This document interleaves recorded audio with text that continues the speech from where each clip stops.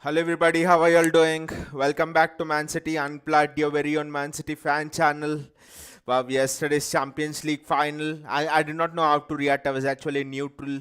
I do not want to support Real Madrid, and of course, I don't support Liverpool, so it was just a neutral kind of a thing. But it was just a bit on Liverpool before we get into the show. It's been a bit of an anticlimactic finish to the season for Liverpool.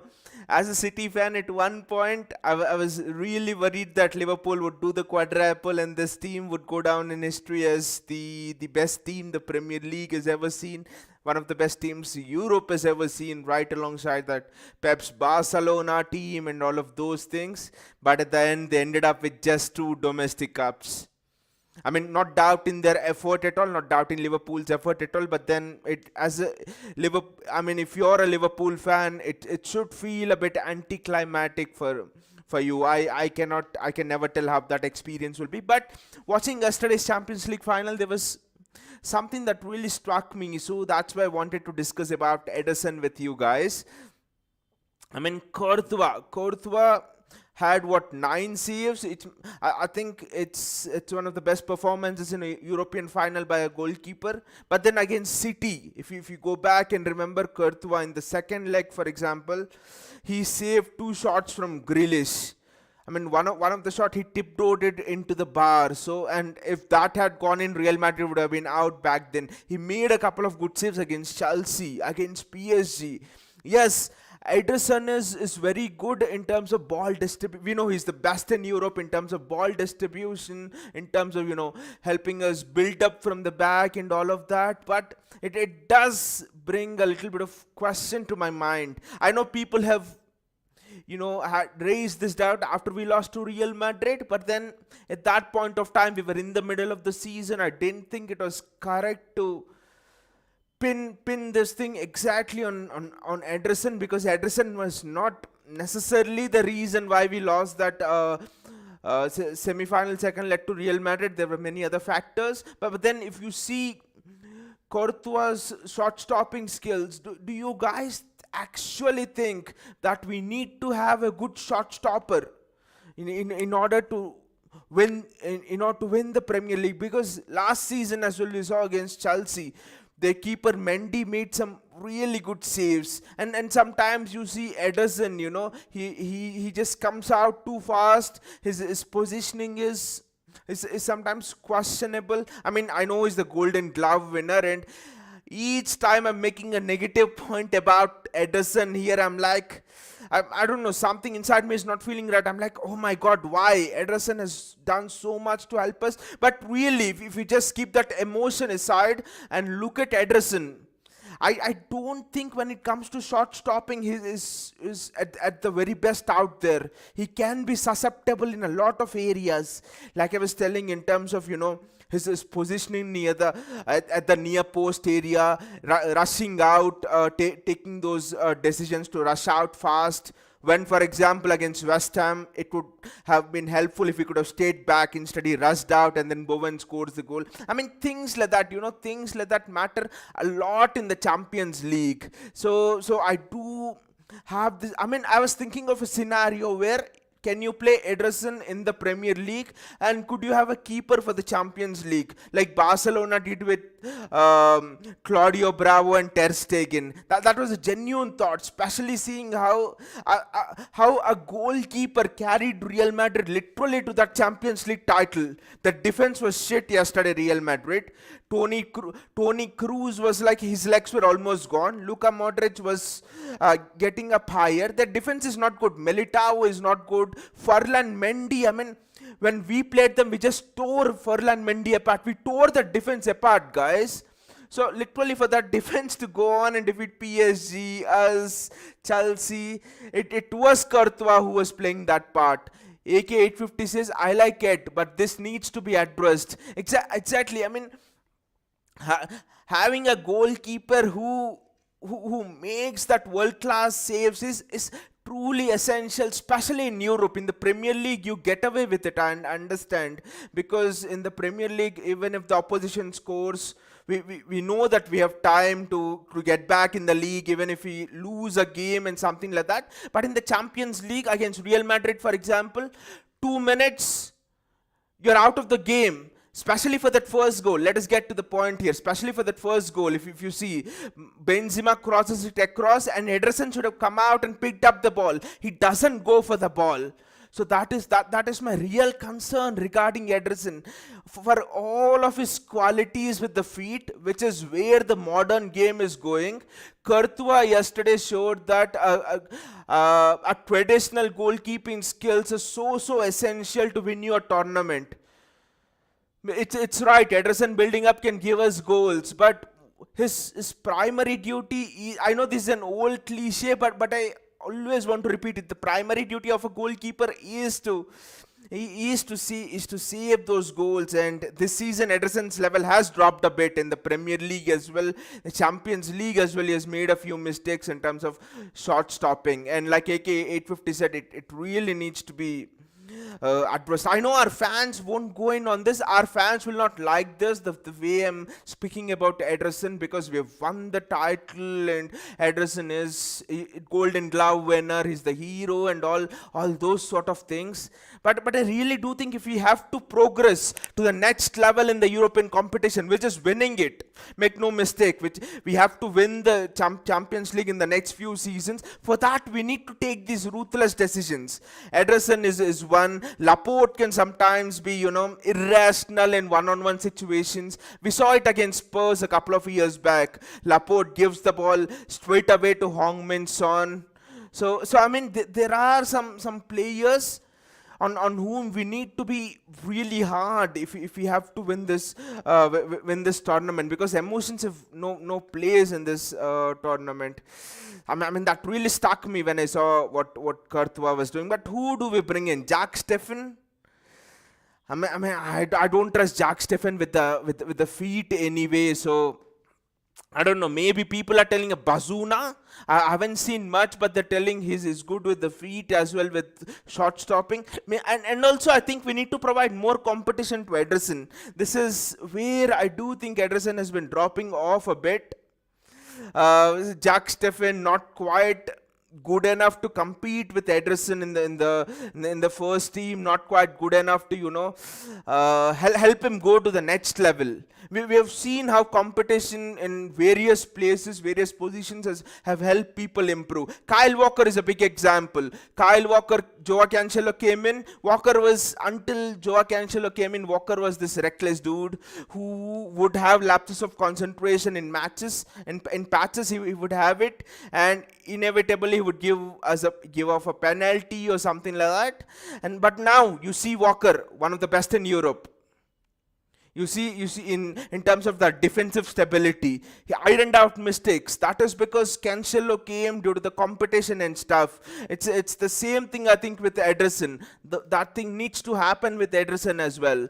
You need to really bring in a keeper who's capable of challenging him to get him to the next level. Because I do suspect here a little bit of complacency has got into Ederson's game. I do think, I think he's already feeling that he is at that level, at the top level, which he is not, especially in terms of that shot stopping. I mean, West Ham game is a pure example of how wrong positioning. I think for both the goals he was susceptible to wrong positioning. So I mean, we need to address this as soon as possible. I think Pep will note this going into next season, because to win that Champions League, you can't leave. I mean, yesterday Liverpool were watertight. Yesterday Liverpool were so good. Their only weakness was Trent Alexander-Arnold, and Real Madrid exploited it. Our only weakness was that time our left-hand side, because Zinchenko was playing, and in the first leg our right-hand side, because Walker was not there, they exploited it. So teams at the very higher end exploit those weaknesses, and we need to make sure we don't have any. So I'm not for a moment saying here that we need to replace Ederson or something like that. Ederson is almost there at that level. There's a reason why Brazil plays Alisson and not Ederson. Shot stopping is the thing. Pep had Victor Valdez, not as good with the feet as Ederson, but he was always a really good shot stopper, Victor Valdez. I mean, at Bayern Munich, of course, Manuel Neuer. That's a rare kind of a commodity where it's good with shot stopping and feet as well. So, if you've seen when Pep has had success in the Champions League with Victor Valdez case, he's always had a good shot stopper. So this is an issue which not many people are talking about, but I do think it really needs to be looked upon. And another piece of news is we have been linked with Xiaomini yesterday. I mean, reports coming from multiple sources that City have now entered the Xiaomini race. Earlier it was reported Real Madrid and Liverpool were in it, but now, and United were also in it, of course, they'll be linked to every player. 80 million pounds for Xiaomini.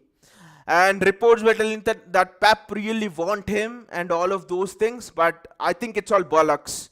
The reports are all useless. And also I'm against us bringing in Xiaomini because he's 22, right? You look at, I mean, I know Pep wants us to replace Fernandinho, right? So you look at our midfield, Rodri, Bernardo, and Kevin De Bruyne, right? So if you're bringing in Xiaomini, in whose place would you play him? Because Xiaomini will demand you to play him every day, and I mean in every match. And also when you're putting 80 million pounds on a player, you'll be inclined to play him, right? So Bernardo Silva, 27 in his prime, almost a Xiaomini kind of a player. People don't realize this. They think Bernardo Silva is that silky, David Silva is kind of a player, but Bernardo Silva for me is one of the best box-to-box midfielders in the world right now. The way he the way he carries the ball from back to front, he's unpressable, things like that. So it's almost that you're making Xiaomini compete with Bernardo Silva, with Ilkay Gundogan, with James McAtee potentially if you want to draft someone in. So all of these players in one position. So potentially even Jack Grealish as well, because Pep thought the initial idea of signing Grealish was playing him as a number 8 as well. So in that box-to-box role. So I mean, you bring in Xiaomini, and I do think that there will be a disruption to the structure in the team, because suddenly Bernardo will feel insecure. Suddenly Romeo Lavia will feel insecure. Suddenly Ilkay Gundogan will feel insecure. Jack Grealish, if he's told he'll play in that position, in that box-to-box role, can feel insecure. So suddenly it's not healthy competition. And also by bringing in Xiaomini, you're suddenly telling that you do not want to promote any of the youngsters from the academy. Romeo Lavia is almost ready to get into the first team. James McAtee, he doesn't deserve any place in the under-23s. He's good enough. He's far good enough than the under-23. So he needs to be there near the first team. You have your Tommy Doyle coming back, who needs to be there near the first team. So I mean, I really hope that Pep does and City don't make this signing, because suddenly that structure on what we are looking to build on for the next 3, 4, 5 years, which I think is promoting youth. I want to see a Romeo Lavia, I want to see James McAtee, I want to see a Cole Palmer, I want to see a Tommy Doyle in the midfield, and this cannot be done if you're buying youth players who are the flavor of the day, who are the hot prospects. We were a club who used to buy the flavor of the day prospects, but not that was under Mancini, that was under Pellegrini. Fernando was the flavor of the day under Pellegrini, we bought him. Mangala was the centre back who was attracting attention from around Europe, we bought him. Now we are not that kind of a club right now, so I don't think this Xiaomini news has any credit in it. And in any ways, I don't want us to, buy Xiaomini. So these are the two big updates. I mean, Xiaomini was the big update today, and also I really wanted to address this Ederson issue, especially seeing Courtois yesterday. I just wanted to have a small chat with you guys about how do you feel it in terms of shot stopping and in terms of building up from the back. Now, another contrary, people can make another contrary argument as well. They could say, okay, Ederson doesn't stop much of the shots. His positioning is not that good as an elite level keeper, but through his build up we can always score more goals and outscore the opponent. That is a valid argument. That is where I'm a little bit stuck actually. I'm not able to get it, because that second argument is also a valid argument, because you have Haaland, you have Julian Alvarez, and honestly against Real Madrid we should have outscored them. We will outscore many teams, I hope, in the next season in the league, with Haaland, Alvarez, Foden, and everyone in there. So you might not need a good shot stopper at all. So that is the counter argument to this. I agree with both of them, but I'm actually on the other side in regards to us outscoring I'm actually on the side of us outscoring the opponents, because I think that is where Pep will play, because Pep is always a kind of a manager who likes to play to the strengths rather than look at the weaknesses of a team. So what is the strength of Ederson? Distribution. He's not a stupid shot stopper, but Ederson is not at the elite level. Ederson will never put in a performance like what Courtois put in terms of shot stopping. But Ederson could put in a winning performance, man of the match performance in terms of distribution of the ball. That can be guaranteed. So here we are looking at a different kind of a keeper, and I suspect Haaland and Alvarez have bought in to play to our strengths in that aspect, because the build up from the back, playing out from the back, we need to be ruthless. If we are ruthless, we can outscore any opponent. There's no opponent in Europe or in world football who can stay with us if we are ruthless. So it can be looked at in both ways. To the answer to this question, is Ederson good enough? I think he is good enough by just his distribution, but there is a big if there, that we need to take as many chances as possible. We need to be ruthless. We need to be at our absolute cutting edge best if we have to win with Ederson as our keeper in the Champions League. I will not say it's impossible. It is very much possible, but the only thing is we'll have to really not even miss. We'll have to really be taking even a 50% chance. That's why Ederson is there, Julian Alvarez is there. So anyways, I hope you have enjoyed the show, guys. Please click on the like button and also the bell icon and the subscribe button if you have enjoyed the show. See you all until tomorrow, and take care.